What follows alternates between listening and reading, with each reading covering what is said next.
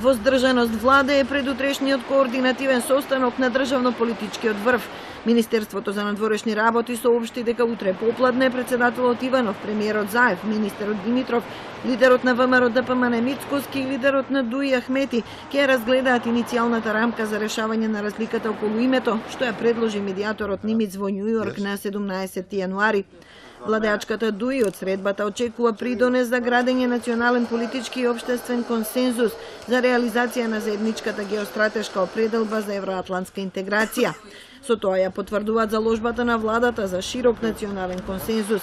Владата соопшти и дека е почнат процесот на анализа и на координација околу рамката на Нимиц. Од ВМРО ДПМН тврдат дека немаат никаква информација за процесот на преговори, но ја поздравија средбата меѓу премиерите Заев и Ципрас, уверени дека директните контакти може да придонесат за градење позитивна клима меѓу двете земји. Во земјава нема официјална потврда што содржи рамката на Нимиц и дали вклучува 5 евентуални решенија за името на нашата земја. Но факт е дека во двете земји деновиве ќе се водат консултации и координации. Медијаторот лично доаѓа по одговорот на неговиот предлог. Прво ќе престојува во Атина на 29 и 30 овој месец, пошто треба да го очекуваме во Скопје на 31 јануари и 1 февруари.